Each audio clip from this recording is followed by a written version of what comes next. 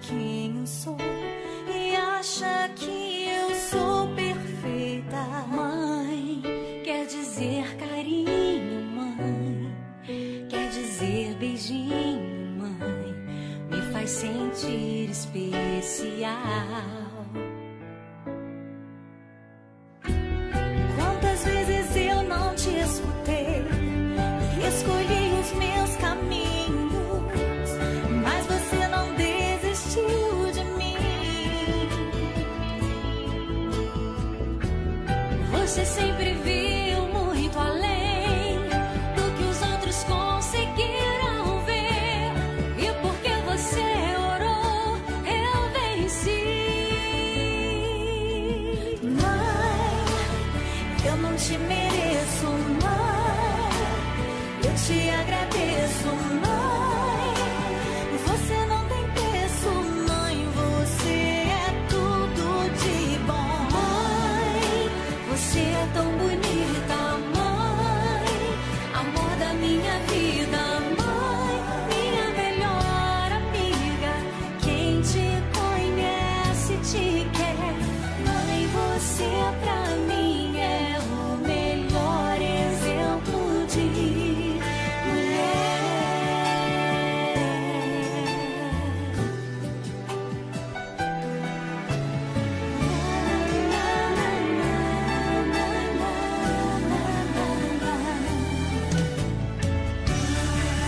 Quer dizer amor, quer dizer pureza, mãe, sabe quem eu sou e acha que eu sou perfeita. Quer dizer carinho, mãe, quer dizer beijinho, acha que eu sou especial. Quantas vezes eu não te escutei, escolhi os meus caminhos, mas você não desistiu de mim. Você sempre viu muito além do que os outros conseguiram ver, e porque você orou, eu venci.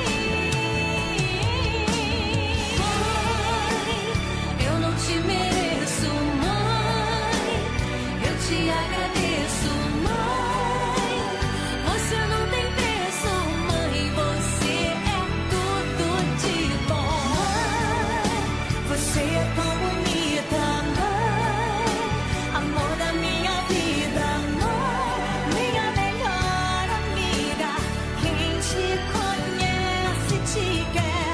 Mãe, você pra mim é o melhor exemplo de mulher.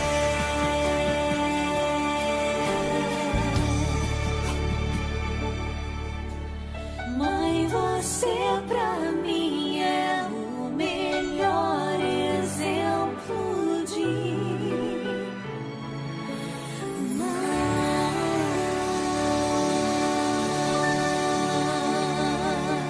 Olá, meus amados irmãos, graça e paz.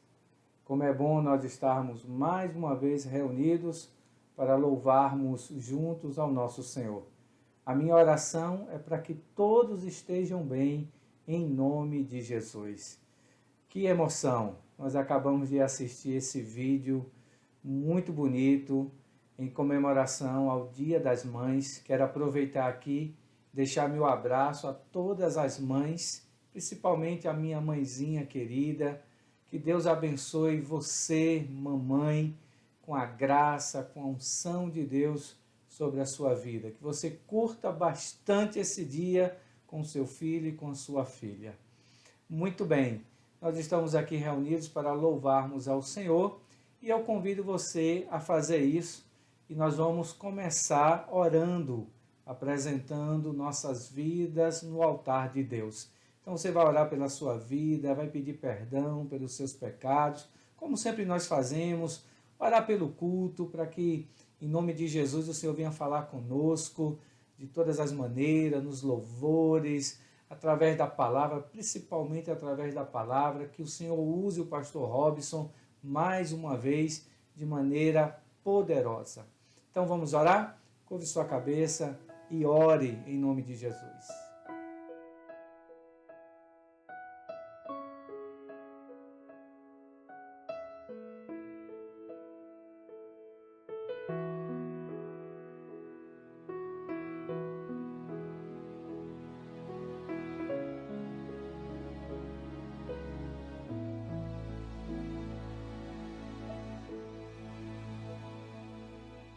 Se meu povo que tem meu nome se humilhar e orar, se meu povo se arrepender dos seus caminhos maus, então os ouvirei e os perdoarei, sararei a terra e suas feridas. Eu me levantarei para os defender, defenderei o povo que leva o meu nome.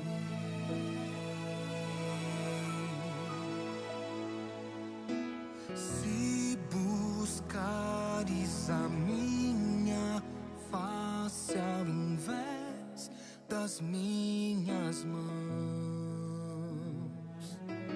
se orares uns pelos outros e não por coisas vãs, Então os ouvirei e os perdoarei, sararei a terra e suas feridas. Senhor Deus, nós te louvamos por esse dia, te louvamos por esse momento ímpar na tua presença. Queremos nesse momento rasgar nossos corações ante a tua face, pedindo perdão pelos nossos pecados, pedindo perdão pelas nossas falhas, pedindo perdão por tudo aquilo que desagradou o Senhor. Que o Senhor continue tendo misericórdia de cada um de nós. A tua palavra diz que as tuas misericórdias se renovam a cada manhã e a cada dia. E nós experimentamos dela, Pai, em nome de Jesus. Senhor, vem abençoar o culto desta manhã. Ó Deus, a cada hino, a cada louvor cantado, que o Senhor se revele a nós de maneira maravilhosa e poderosa. Abençoa também o pastor Robson, Senhor, nesta manhã. Que o Senhor o use grandemente para nos edificar, para nos abençoar, que ele continue sendo um instrumento de Deus nas nossas vidas. Que o Senhor abençoe cada irmão, cada irmã, cada família que se reúne nesse momento para adorar ao Senhor. Pai, que no nome de Jesus, Pai, queremos prestar esse culto ao Senhor, dando o nosso melhor, ó Deus, e que suba nas tuas narinas um aroma suave como sacrifício vivo. Oramos desta forma, em nome de Jesus. Amém. Glória a Deus, meus amados irmãos. Convido você agora a ficar de pé. Abra sua Bíblia no Salmo 23, um salmo muito conhecido por todos nós. E eu quero convidar você a ler esse salmo que fala sobre o Senhor é o meu pastor. Então nós vamos ler esse salmo em nome de Jesus e que o Senhor, ele continue sendo o seu pastor e que você continue sendo ovelha desse pastor maravilhoso. Vamos ler o Salmo 23.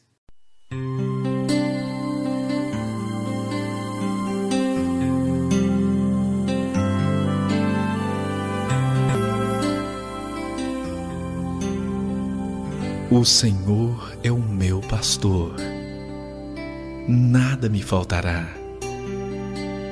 Ele me faz repousar em pastos verdejantes, leva-me para junto das águas de descanso, refrigera minha alma, guia-me pelas veredas da justiça por amor do seu nome.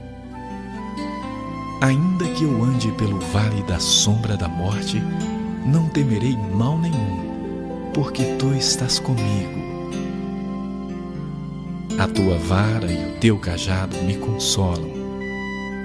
Preparas-me uma mesa na presença dos meus adversários. Unges-me a cabeça com óleo, o meu cálice transborda. Bondade e misericórdia certamente me seguirão todos os dias, Senhor, para todo sempre.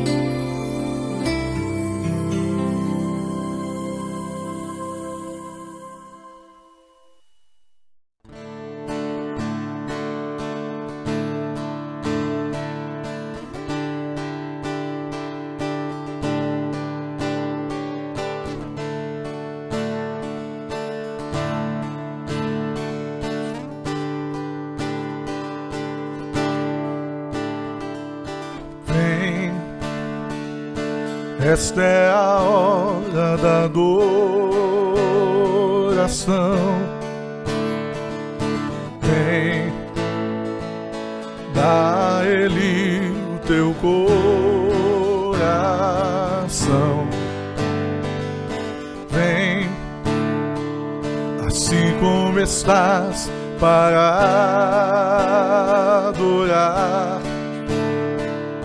Vem, assim como estás diante do Pai. Vem, toda língua confessará o Senhor, todo joelho se dobrará, mas aquele que a ti escolher, o tesouro maior terá. Toda língua confessará o Senhor, todo joelho se dobrará, mas aquele que a ti escolher, o tesouro maior terá. Vem, vem, esta é a hora da adoração. Vem, dá a Ele o teu coração. Vem, assim como estás, para adorar. Vem, assim como estás diante do Pai. Vem, toda língua confessará o Senhor, todo joelho se dobrará, mas aquele que a ti escolher, o tesouro maior terá. Toda língua confessará o Senhor, todo joelho se dobrará, mas aquele que a ti escolher, o tesouro maior terá. Vem, vem, vem.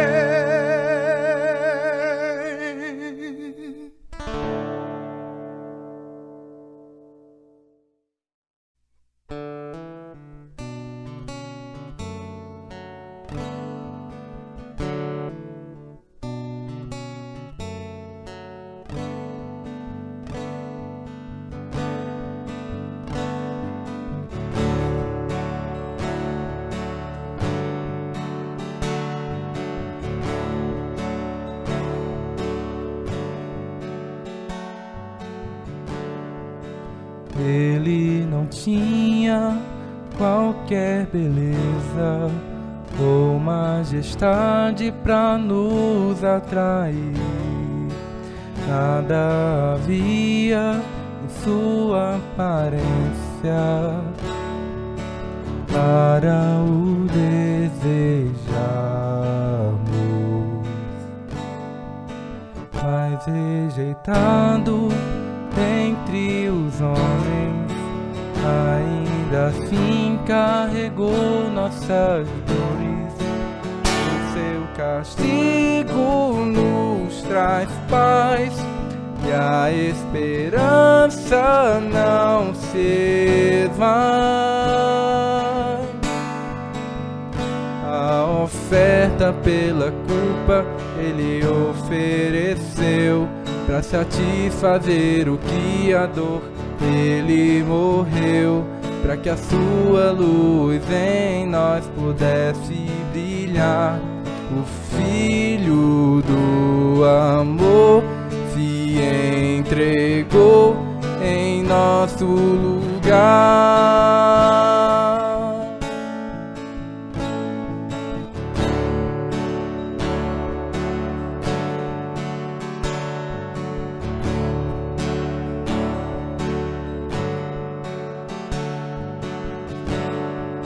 Mas rejeitado dentre os homens, ainda assim carregou nossas dores.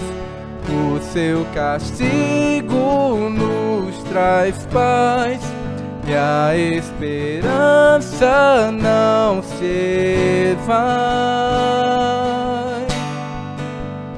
A oferta pela culpa ele ofereceu, pra satisfazer o Criador ele morreu, pra que a sua luz em nós pudesse brilhar.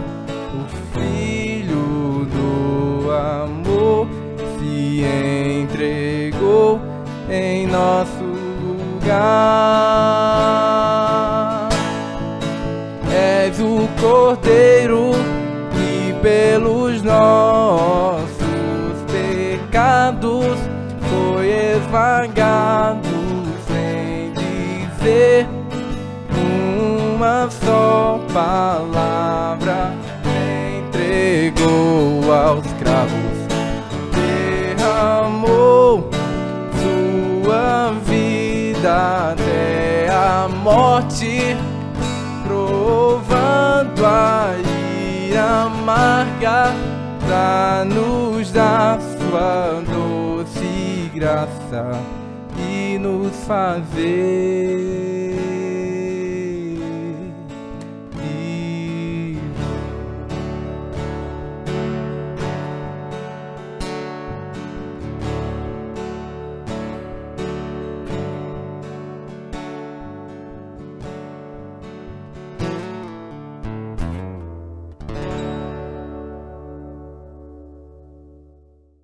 Deus, o Espírito Santo do nosso Deus, que tem trabalhado ao nosso favor.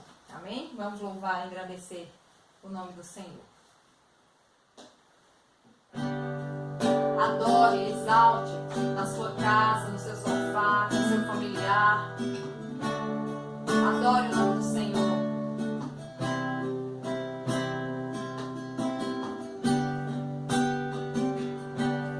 Te louvamos, Senhor, te exaltamos, Espírito Santo de Deus.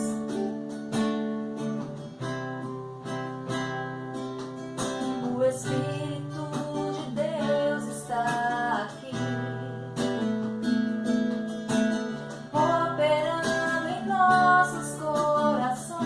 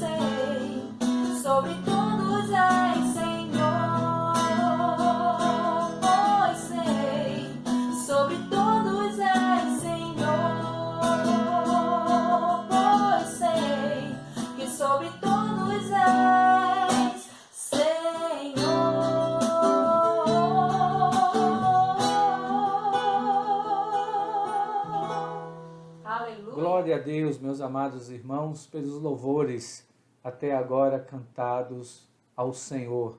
E nós vamos continuar louvando a Deus, como sempre nós fazemos. Nós vamos continuar adorando a Deus, agora orando uns pelos outros. Convido você agora a orar com essa pessoa que está do seu lado.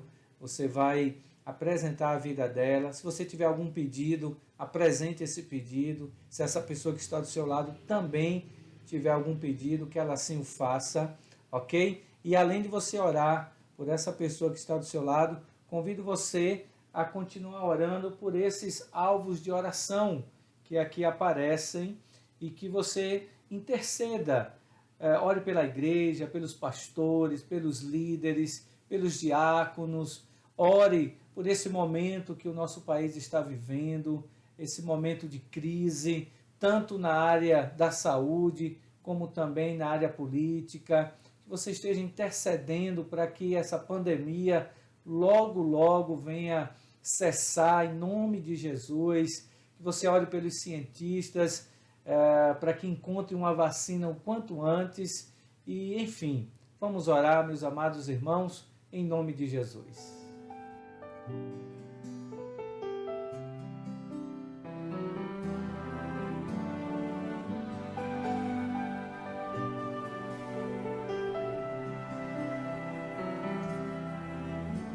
O nome de Jesus é poderoso.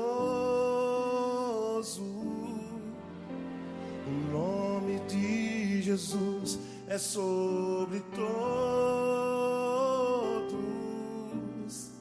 Nome mais doce, nome mais lindo, nome sublime, é o nome de Jesus.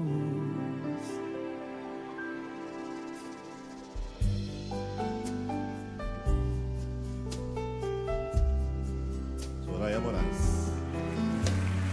O nome de Jesus levanta os mortos. O nome de Jesus sara os feridos. Nome mais santo, nome mais puro, nome bendito é o nome de Jesus. A palavra de Deus declara: debaixo dos céus não há outro nome dado entre os homens pelo qual importa que sejamos salvos.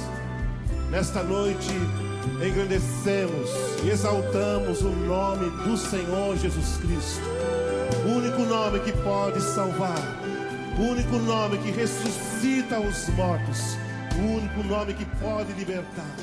Senhor Deus, queremos te louvar, Senhor, por essa pessoa que está do nosso lado. Quero apresentar os pedidos que foram aqui, Senhor, declarados, falados. Que o Senhor, em nome de Jesus, venha intervir em cada situação. Pai, o Senhor nos conhece, o Senhor sabe, Pai amado, das nossas lutas, das nossas dificuldades. E que o Senhor venha abençoar a vida do meu irmão, a vida da minha irmã. Oramos também pela igreja, para que o Senhor venha abençoar, Pai, em nome de Jesus, de forma maravilhosa e graciosa, para que a sua igreja continue de pé, louvando e exaltando o teu santo nome. Oramos por esse momento pelo qual todos nós estamos passando, Senhor, essa crise, Pai amado, política, econômica e, acima de tudo, Pai, por essa pandemia. Oramos para que, em nome de Jesus, o quanto antes isso venha a terminar, o quanto antes, Pai amado, isso venha a cessar, para que voltemos, Pai, a congregar, para que voltemos a ter a nossa vida, Senhor, de volta, Pai, em nome de Jesus, aos poucos. Sabemos que isso será aos poucos, Senhor, mas confiamos em Ti plenamente que esse dia vai chegar. Assim nós oramos e Te agradecemos, em nome de Jesus. Amém. Amém, meus irmãos. Vamos continuar louvando a Deus. E nesse momento nós queremos você louve a Deus com o seu dízimo, com a sua oferta. Esse é o momento em que nenhum de nós é obrigado a fazer. Nós fazemos porque amamos a Deus. Nós fazemos porque temos um entendimento bíblico. Temos o entendimento de que quando dizimamos e ofertamos, é uma forma de nós adorarmos ao Senhor. É uma forma de nós expressarmos também a nossa fidelidade, a nossa generosidade para com a obra. Então, os dados da nossa conta estão aí aparecendo para você. Você pode fazer uma transferência bancária através do celular, através do seu computador. Você pode depositar na conta da igreja, ou então você pode se dirigir à igreja. Nós estaremos lá todas as terças e quintas-feiras. Você pode estar indo lá e, além de entregar o dízimo, se assim você desejar, nós estaremos lá também para ajudar você naquilo que for necessário, em nome de Jesus. Então, faça isso com alegria. Amém, amados? Então, Deus abençoe a sua vida, Deus abençoe a minha vida, Deus nos abençoe ricamente.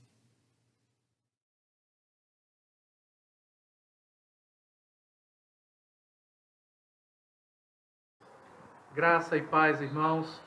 Nós estamos aqui para compartilhar uma grande bênção que Deus nos deu, que Deus deu na vida do nosso irmão BJ. Amém. E nós queríamos oferecer então esse culto em ação de graças por isso. BJ. Meus irmãos, graça e paz, estou aqui para prestar esse culto a Deus, mais uma vez, pelas bênçãos que Ele tem feito na minha vida, e também para dizer que o último fato que eu consegui, que hoje eu sou quem faz o gerenciamento do projeto da vacina brasileira. Nesse dia eu devo estar indo a São Paulo, em que esse projeto que a gente sabe que tem uma proporção continental, e o meu sentimento é de gratidão, e peço aos irmãos que reforcem as orações, que agora é que o irmão Roberto, o irmão BJ precisa, e agradecer a ele por ter me dado esta bênção na vida de estar à frente desse projeto hoje. BJ foi convidado para fazer parte da equipe que hoje está encabeçando na América Latina? Na América Latina. Na América Latina, a pesquisa para a vacina do Covid. Então ele recebeu esse convite, né? Nós cremos na bondosa mão Amém. de Deus, na providência Amém. do Senhor, mas também que Deus faz tudo isso usando a capacidade do irmão, o seu Amém. esforço, sua dedicação. Então nós estamos muito felizes Amém. por isso. Né? Estamos um pouco tristes, porque o irmão vai ter que ir para São Paulo, vai estar trabalhando lá Estou no levando a INCOL. igreja no coração, né? Amém. Vai estar trabalhando no INCOL e também na Faculdade de Medicina da USP, Isso, né? Desenvolvendo a pesquisa, gerenciando a equipe. isso. Né? Então, depois quando vier o Prêmio Nobel, a gente oferece mais um culto em ação de graças. Né? Nós estamos felizes, Amém. queríamos compartilhar essa alegria com a igreja, para que você esteja orando também por BJ, pela família dele. Né? O pai dele, o irmão Roberto Carlos, sua mãe, a irmã Carmen e sua irmã, a irmã Karen, que vocês estejam orando por elas. Amém. Pastor Josnaldo. Vamos orar. Irmãos, olha que bênção, né? Olha o que Deus proporcionou. Um irmão da nossa igreja estará encabeçando uma pesquisa muito importante, que é a vacina do Covid-19. E nós louvamos a Deus por isso. E vamos orar para que, em nome de Jesus, tenha êxito, e vai ter, para a honra e glória do Senhor. E nós vamos orar por isso. Amém? Vamos orar. É um estímulo para que os jovens estudem, se especializem, se graduem, façam seus mestrados, doutorados, Sim, e que sejam competentes no exercício da sua profissão, glorificando a Deus, Sim. Amém. honrando ao Senhor. E Amém. acima de tudo, honrando ao Senhor, né? Amém. Como o BJ tem feito. Amém. Aí vamos orar, BJ. Amém. Em nome de Jesus. Vamos orar por ele. Senhor Deus, nós queremos te agradecer pela vida de BJ. Queremos te agradecer por tudo que o Senhor tem feito na vida dele. Ó Deus, pelo todo esforço, Pai, pela sua dedicação aos estudos. Ó Deus, ao estudo científico, Pai. E hoje ele está vendo, Senhor, a tua boa mão sobre a vida dele, concedendo a ele esse privilégio, essa honra de estar encabeçando uma equipe de pesquisa, Senhor, para essa vacina. Ó Deus, e que nesse sentido o Senhor esteja abençoando o teu servo e teu filho, que estará se deslocando para São Paulo, onde ficará um período ali, Senhor, juntamente com outros cientistas, Pai, e que o Senhor venha abençoá-lo, que o Senhor venha derramar a sua graça, a sua unção, não só sobre a vida de IBJ, mas de toda a equipe que estará ali, Senhor, estudando, pesquisando, e que tenha um êxito, Senhor, nessa pesquisa, e que em breve, Deus, a vacina ela venha a ser, Deus, uma realidade, que será, Pai, benéfica para milhões e milhões de pessoas. Nós louvamos o teu nome por isso. Ser com BJ, como o Senhor sempre foi. Assim nós oramos e te pedimos em nome de Jesus. Amém. Amém.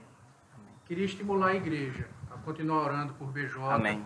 por toda a equipe, né, pelos superiores dele, por aquelas pessoas que ele estará gerenciando, para que Deus coloque a sua boa mão sobre essas pessoas, capacitando-as cada vez mais para a glória dele. Amém. E para o bem da população. Afinal de contas, eu acho que esse é o objetivo final da ciência. Exato. É abençoar, é ajudar as pessoas, a comunidade. Exato. Nossa preocupação é dar para vocês um retorno do investimento que vocês fazem conosco, né? A gente quer mostrar a vocês que a ciência caminha junto ao lado da fé. Então, nada disso seria possível sem Deus. Então, como o pastor disse, eu reitero, eu estimulo vocês. Vale a pena. Amém. Deus abençoe vocês. Um grande abraço e um cheiro no coração. Forte abraço, pessoal. Paz.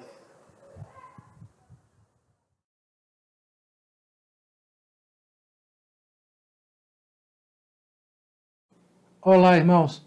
Graça e paz. Espero que você esteja bem, que o Senhor esteja derramando muita graça sobre a sua vida nesses dias de tanta dificuldade, de tanta privação. Estamos com saudade dos irmãos, mas cremos que o Senhor está no controle, no domínio de todas as coisas e que todas as coisas cooperam para o bem daqueles que amam a Deus e que foram chamados segundo o seu propósito. Hoje nós vamos continuar com a nossa segunda aula tratando desse assunto tão importante, a doutrina da salvação, falando sobre a esquecida salvação em nossos dias. E vamos continuar exatamente de onde paramos na aula passada, quando nós mostramos que todas as coisas elas orbitam em torno da cruz de Cristo. Por exemplo, quando nós falamos do sacrifício de Cristo, a palavra da cruz é o Evangelho. A cruz é o fato redentor central. A reconciliação com Deus. É de lá que vem o perdão eterno, o poder de Deus, o triunfo sobre as potestades. É o julgamento escatológico que já ocorreu. A cruz identifica quem são os amigos e inimigos do Evangelho. A cruz é escândalo para o mundo.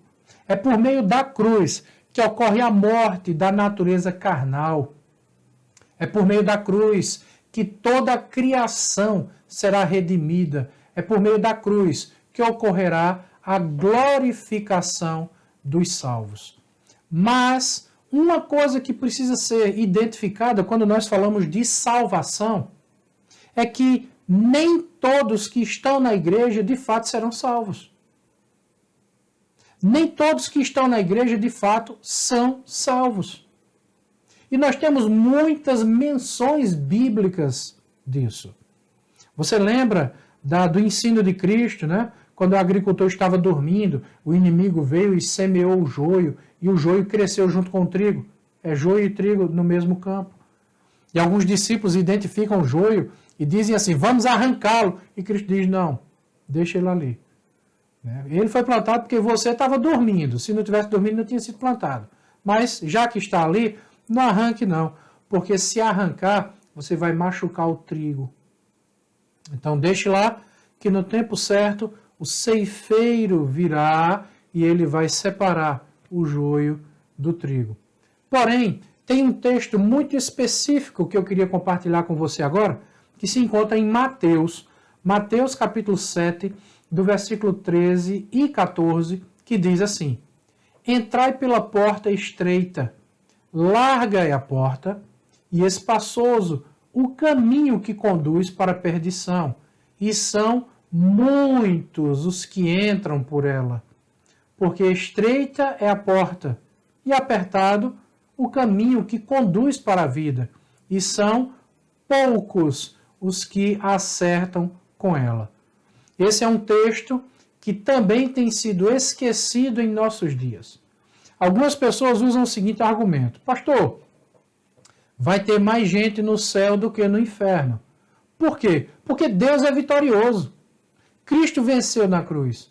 Se tiver mais gente no inferno, quer dizer que o diabo ganhou essa guerra. E esse é um argumento extremamente pobre, pueril e desprovido de fundamentação bíblica.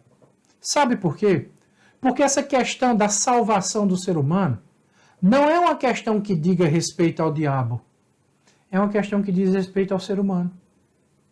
Quem ganha e quem perde nisso não é Deus, não é o diabo, é o ser humano. Veja, em primeiro lugar, o inferno não é a casa do diabo. O inferno é a prisão do diabo. Nós temos isso no Evangelho de Mateus. O inferno não foi criado para ser a casa, a moradia. Não, Efésios capítulo 6 nos diz que a casa do diabo é esse mundo. Ele é o príncipe das potestades do ar. Ele habita aqui, nas regiões celestes. Então a casa do diabo é esse mundo. O inferno é a sua prisão. Então, primeira coisa, o diabo não tem essa liberdade de entrar no inferno e sair do inferno na hora que quiser, do jeito que quiser. E o diabo não está lá no inferno com um tridente, sabe, espetando as pessoas condenadas. Não, o inferno é uma prisão para o diabo. Tanto é que quando Cristo andou na terra, os demônios se manifestaram e algumas vezes disseram: Senhor, não nos julgue antes do tempo, não nos mande para o inferno. Por quê? Porque o julgamento, segundo o texto de Apocalipse, diz que o inferno, os demônios, serão lançados dentro do lago de fogo. Então esse conceito de que vai ter mais gente no céu e no inferno, porque se tiver mais gente no inferno, é o diabo que ganhou essa guerra, esse não é um conceito bíblico. Esse é um conceito que talvez tenha relação com o espiritismo, talvez tenha relação com o budismo, com o hinduísmo, sabe? É uma crença popular, mas não tem fundamentação bíblica. O que Cristo disse é o que está escrito na palavra de Deus. E o que está escrito na palavra de Deus é que o caminho que conduz à perdição, ele é largo e espaçoso, e são muitos que entram por ele. O caminho da salvação, ele é apertado e estreito, é uma trilha apertada. E são poucos os que entram por ele. Por isso, nós podemos dizer biblicamente que no final da história da humanidade, e nós dizemos isso com tristeza, existem mais pessoas condenadas do que pessoas salvas.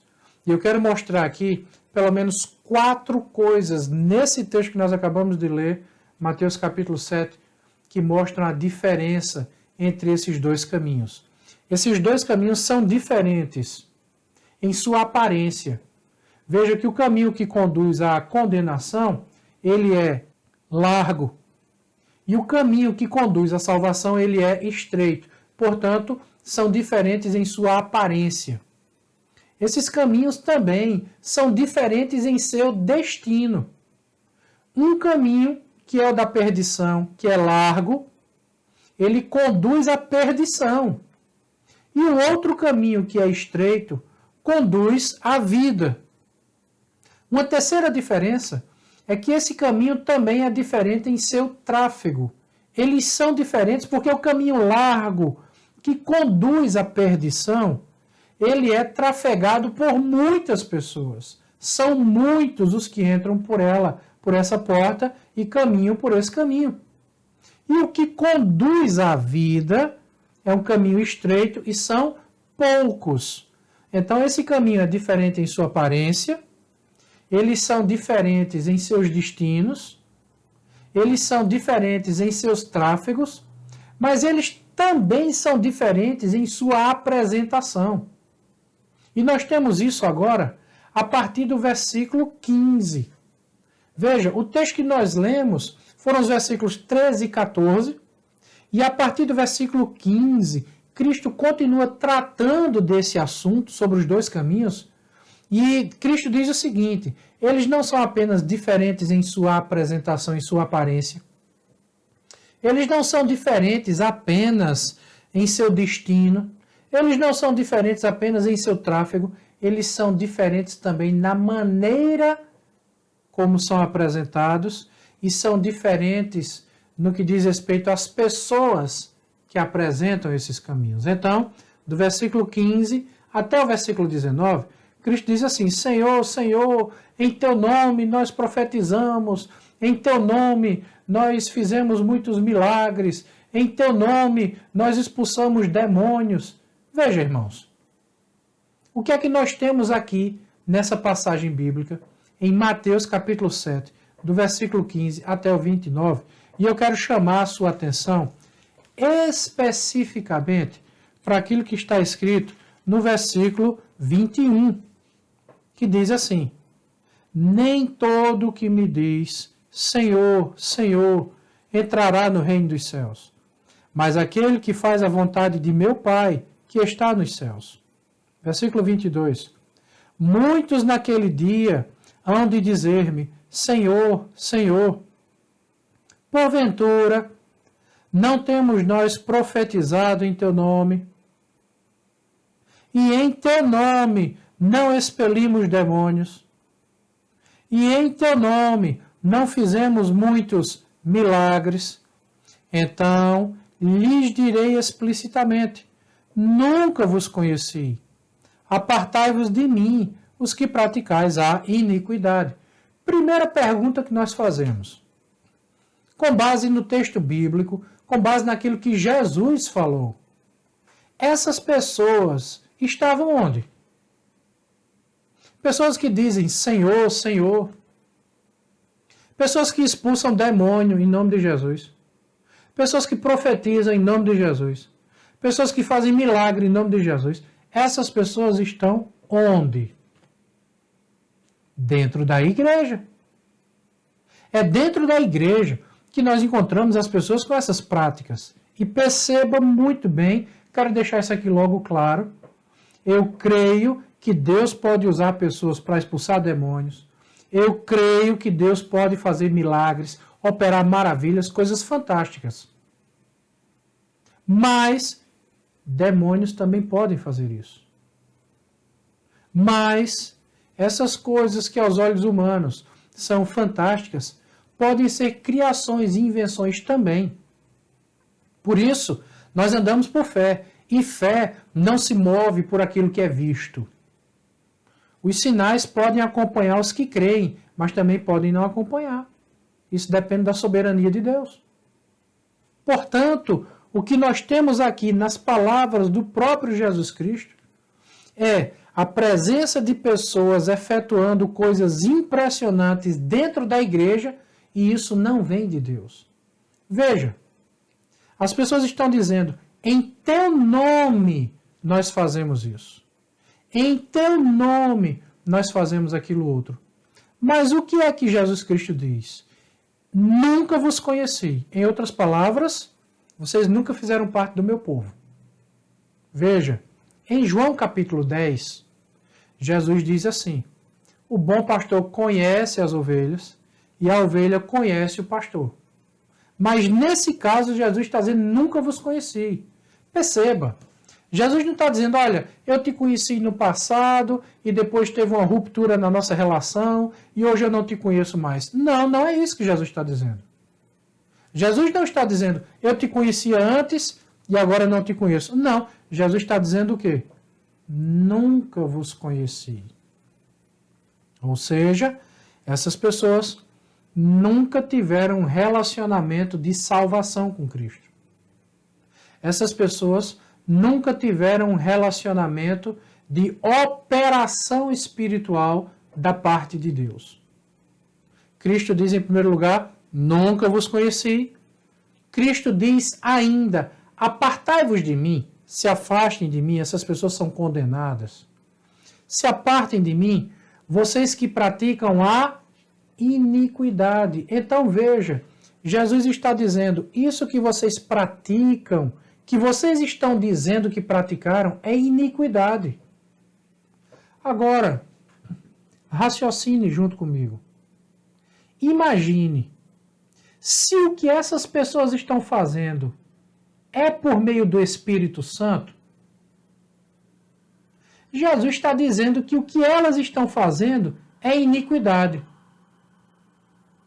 Então, se o que essas pessoas estão fazendo, profetizar, expulsar demônio, fazer sinais, maravilhas, se o que essas pessoas estão fazendo foi feito pelo Espírito Santo, Jesus então está reprovando o próprio Espírito Santo. Porque Jesus disse que o que elas fizeram foi iniquidade. Então, nós só podemos chegar a uma única conclusão. Esses sinais de fato aconteceram, mas não foram operados pelo Espírito Santo. Eles têm outra origem.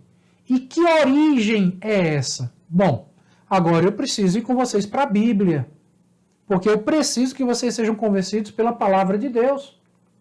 O profeta Oséias, no capítulo 4, versículo 12, diz assim: o meu povo consulta o pedaço de pau, ou seja, o povo estava nas suas idolatrias, o povo estava na sua prática religiosa, assim como tem muita gente nas suas práticas religiosas hoje.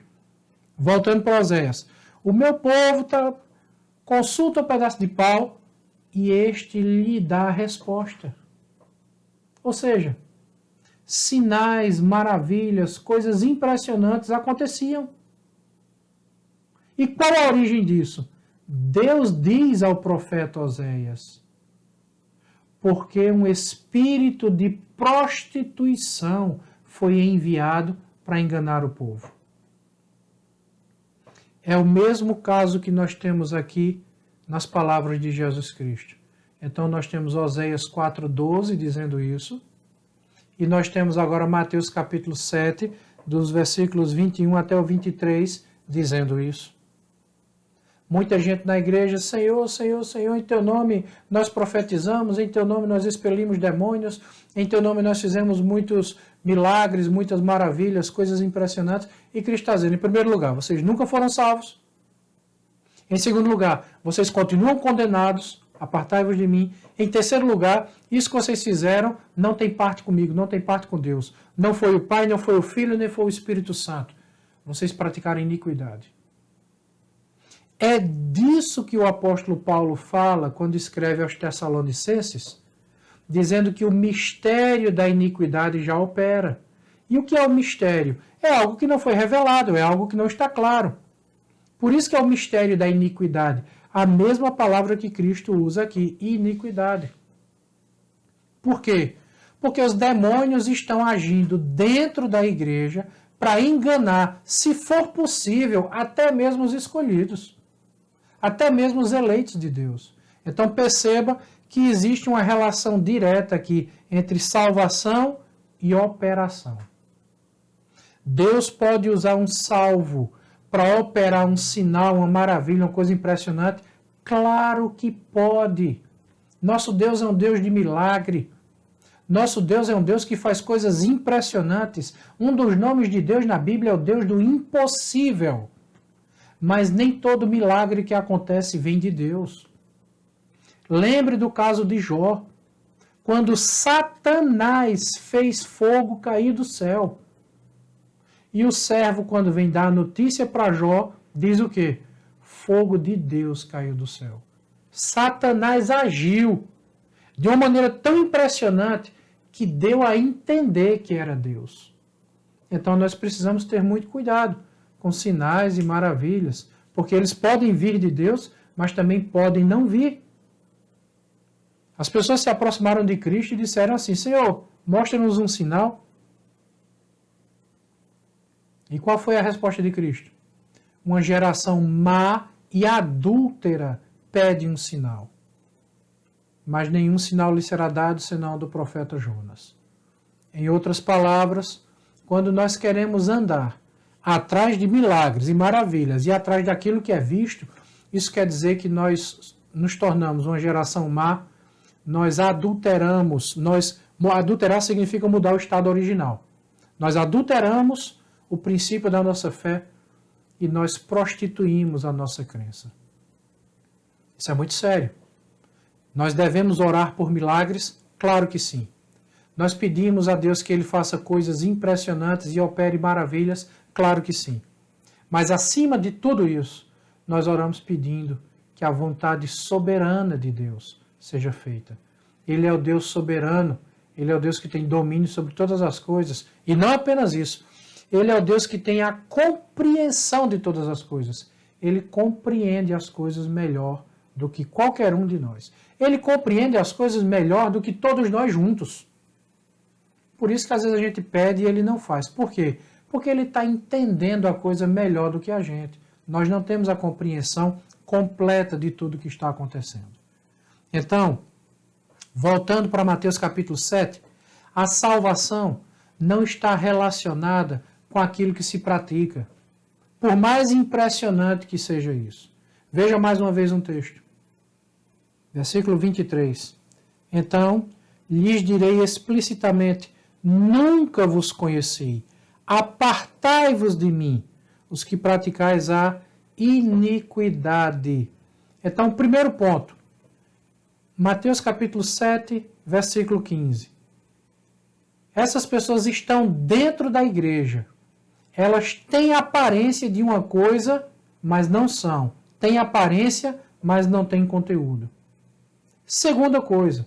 Mateus capítulo 7, do versículo 16 ao 18. Pelos frutos são conhecidos. Não se dá fruto do dia para a noite, gente. Irmãos, nós precisamos ter paciência, nós precisamos ter calma. Tem gente que quer que as coisas aconteçam do dia para a noite. Não. É preciso caminhar. É preciso dar tempo ao tempo. É preciso aguardar. Pelos frutos os conhecereis. Mas você não planta uma semente hoje e amanhã ela já é uma árvore dando fruto, não. Espere o tempo. Espere o crescimento. Espere para ver se essa árvore vai frutificar. Em terceiro lugar, Mateus capítulo 7, versículo 19. Esse tipo de gente não ficará sempre no meio da igreja. E isso está de acordo com 1 João, capítulo 2, versículo 19, quando João diz assim, saíram do nosso meio porque não eram dos nossos. Gente, nós precisamos saber esperar. Uma árvore não dá fruto do dia para a noite. E aqueles que não estão na igreja, aqueles que não caminham na igreja, é porque não fazem parte da igreja. Nós precisamos entender isso. Nós precisamos compreender isso, não com as nossas emoções. Porque as nossas emoções nos fazem sofrer. Nós nos apegamos às pessoas. Nós passamos a amar as pessoas. Nós passamos a considerar as pessoas. E quando as pessoas saem, nós sofremos por isso. Porque muitas vezes nós somos traídos pelas nossas emoções. E o que é que Cristo está dizendo aqui nesse texto? Versículo 19. Essas pessoas não ficarão para sempre na igreja. Isso está de acordo com 1 João 2,19. Em quarto lugar, capítulo 7, versículo 21. Aqui nós começamos a encontrar os primeiros frutos verdadeiros de quem é salvo. E o primeiro fruto é que essa pessoa faz a vontade do Pai. Irmãos, os verdadeiros frutos, os verdadeiros sinais que acompanham a vida de alguém que é salvo, não são milagres, maravilhas, expulsar demônio, profetizar, não. Esses não são os frutos verdadeiros de quem é salvo. Os frutos verdadeiros, em primeiro lugar, veja mais uma vez, é fazer a vontade de meu Pai que está no céu. Isso é o que a palavra de Deus nos ensina. Aquele que faz a vontade do meu Pai. Em primeiro lugar, a primeira marca de alguém que realmente é salvo é submissão à vontade de Deus. O verdadeiro salvo se submete à soberania de Deus. Deus é soberano, Ele tem controle sobre todas as coisas. Pai, eu quero fazer a tua vontade. Cristo diz isso aqui. Cristo já tinha dito isso na oração do Pai Nosso. Seja feita a tua vontade, assim na terra como no céu. Essa é a primeira marca do verdadeiro salvo. Ele se submete ao Pai. Na sequência, essas pessoas, capítulo 7, versículo 22, essas pessoas que não são salvas, usam os sinais como meio de justificação. E aqui nós voltamos para o mesmo ponto que foi tratado na primeira aula, que é o moralismo, que são as práticas religiosas. Essas pessoas usam o seu moralismo. Olha, eu uso manga comprida, sabe? Meu cabelo é curto, tenho o tamanho do bigode, eu pago conta em dia, eu sou um homem de palavra, eu trato bem minha esposa, né? Eu trato bem meus vizinhos, eu sou um homem direito. Essa mensagem moralista tem nenhuma relação com o evangelho da salvação. Ainda, o que é que nós temos? Pessoas que cumprem suas obrigações religiosas. Eu chego na igreja na hora certa, sabe? A igreja tem um bom nome. Essas obrigações religiosas, como o próprio nome diz, são obrigações. O servo que só faz aquilo que é mandado é um servo mau, infiel. É isso que Jesus Cristo diz. Se você só faz o que é mandado, qual o proveito nisso? Está fazendo o que é obrigação. Isso não justifica ninguém. Então, alguém quer se justificar por obras da lei, alguém quer se justificar porque é bonzinho demais. Gente, deixa eu dizer uma coisa aqui para você. Deixa eu dizer isso aqui para você. Pessoas que parecem ser muito perfeitinhas, desconfie dessa perfeição. Desconfie. Porque um dos princípios da teologia bíblica é a doutrina da depravação total. A Bíblia mostra grandes homens de Deus fazendo coisas tão feias. Nós temos Davi, era um homem que tinha sangue nas mãos, fez coisas tão terríveis. Salomão, o homem mais sábio que já existiu, foi participar de cultos religiosos pagãos em cima dos montes. Sabe, nós temos o apóstolo Paulo em alguns momentos tendo um momento de ira ali com Marcos e quer se separar de Marcos. Nós temos João Batista, o maior de todos os profetas, entrando num momento de dúvida. Mandou perguntar a Jesus, de fato tu és o Cristo? São as fraquezas humanas, as debilidades com as quais nós temos que lidar. As minhas fraquezas, as suas fraquezas. Irmãos, nós somos nós somos descendentes de Adão. Nós temos os pés de barro. Nós temos nossas fraquezas, nossas falhas. Então, pessoas que querem mostrar essa aparência, sabe, de infalibilidade, essa aparência de inerrância, essas pessoas que querem vender essa imagem de integridade, desconfie. Quando, usando um ditado bem popular aqui no Nordeste, quando a farofa está bonita demais, a gente desconfia da feijoada. Então, a Bíblia fala das mazelas do ser humano, das feiuras do ser humano que são tantas. O verdadeiro salvo, ele não tenta vender uma imagem de algo que ele não é. O verdadeiro salvo, sabe, ele anda num estado de humildade. Eu tenho minhas fraquezas, eu reconheço as minhas falhas e peço graça a Deus para superá-las e para vencê-las e para continuar seguindo em frente.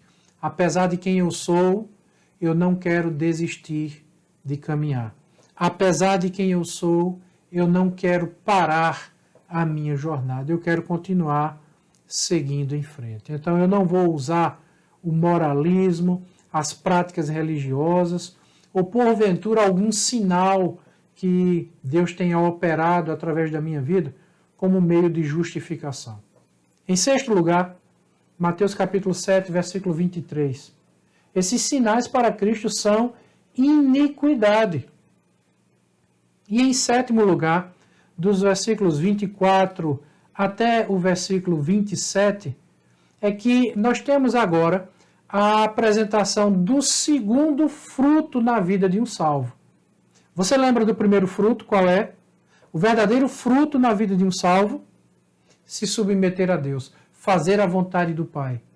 Nós temos agora o segundo fruto na vida de um salvo, que é ouvir e praticar a palavra.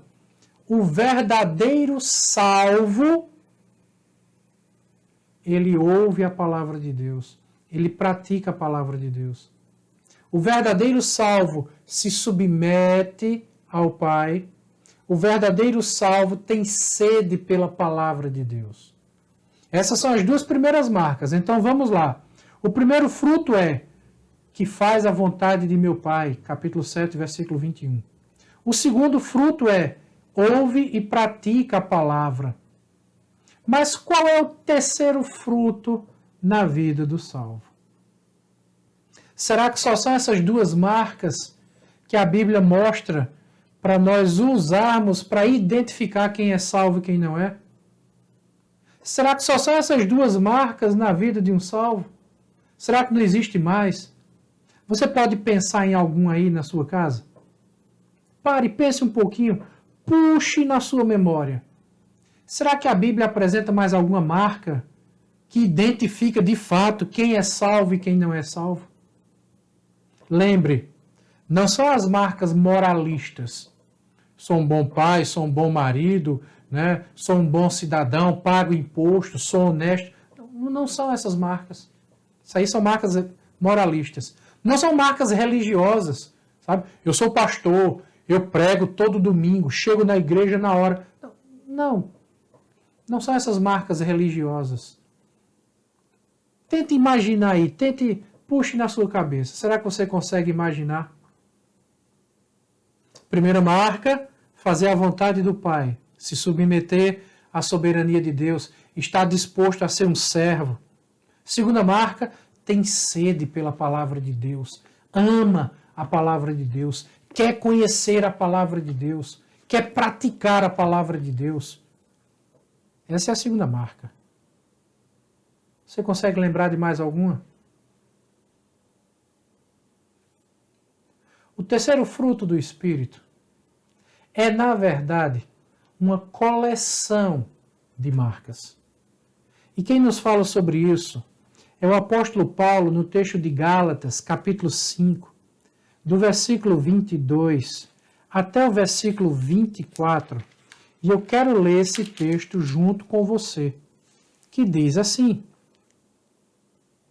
mas o fruto do Espírito é amor, alegria, paz, longanimidade, benignidade, bondade, fidelidade, mansidão, domínio próprio.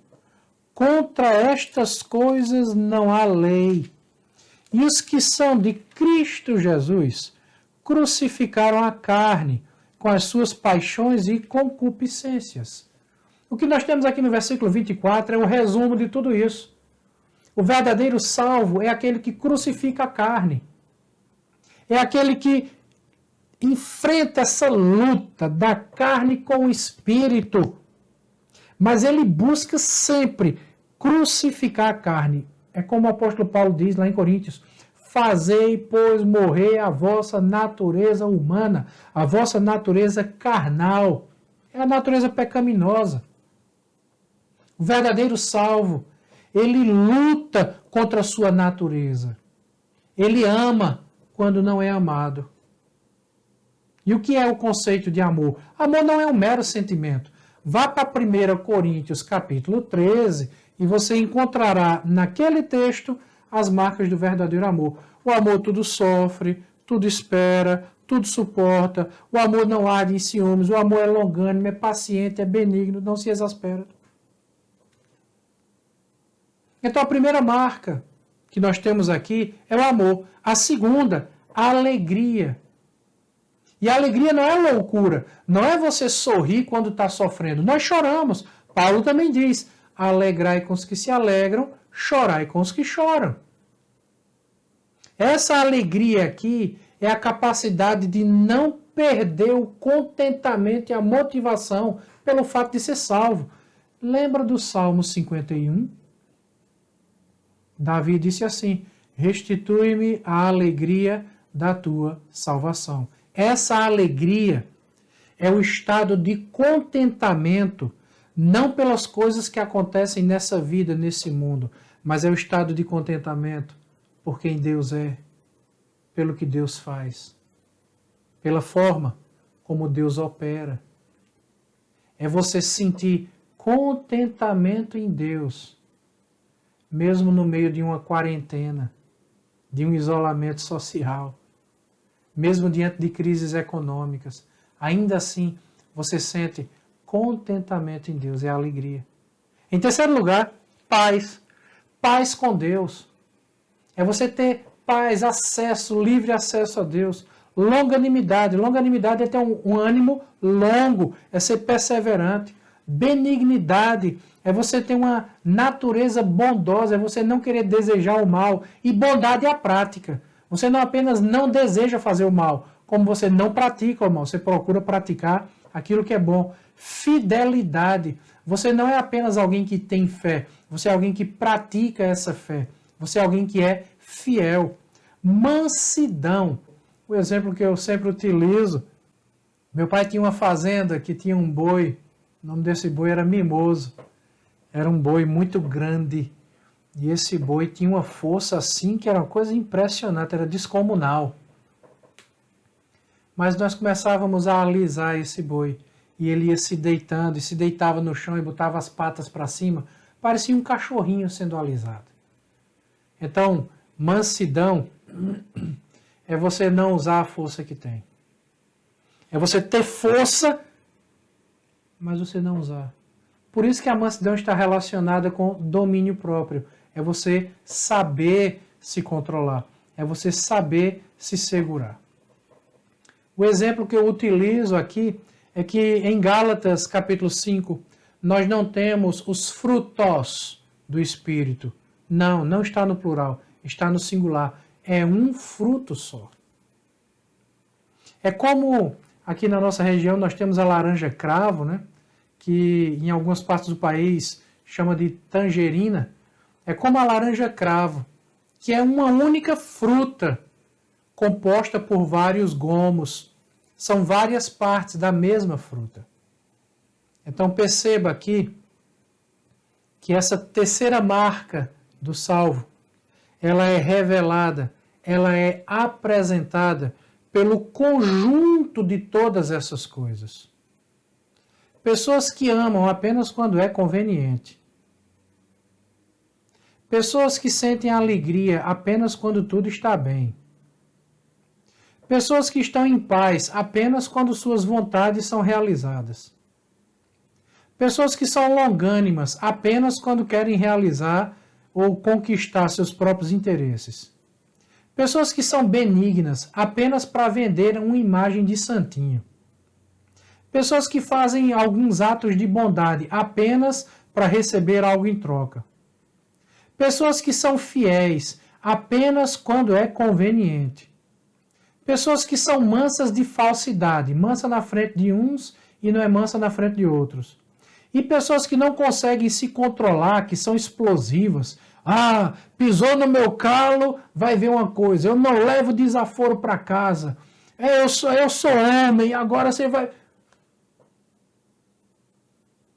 Pessoas que são assim estão mostrando que não tem a laranja cravo na sua vida, que não tem o fruto do Espírito.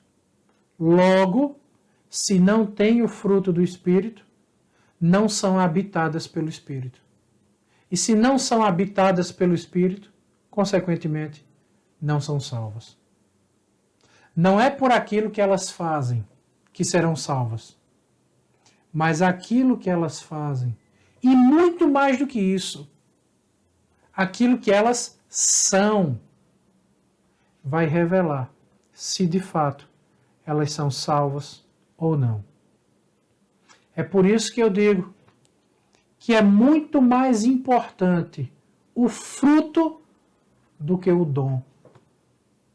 Ter o fruto do Espírito revela que você tem vida com Deus. Revela que você é salvo.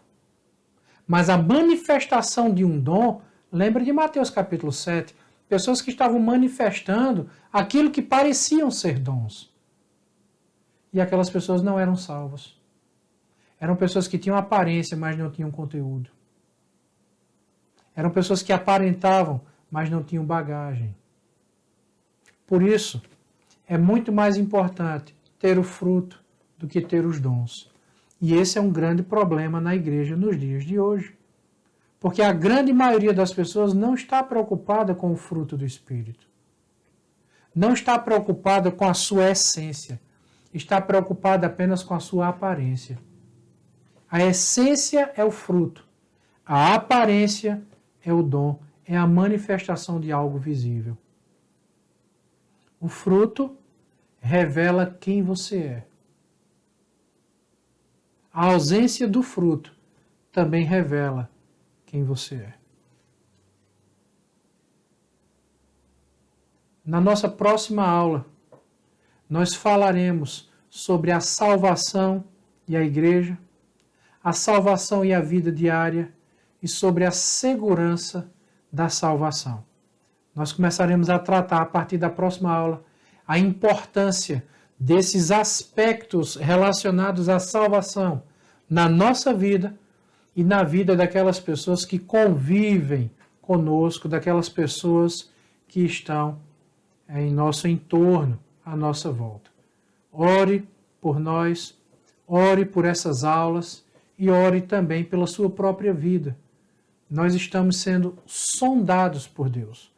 Nós estamos sendo convidados a analisar, a avaliar a nossa própria vida.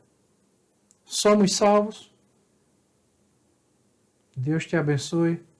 Receba um grande abraço, um cheiro no coração.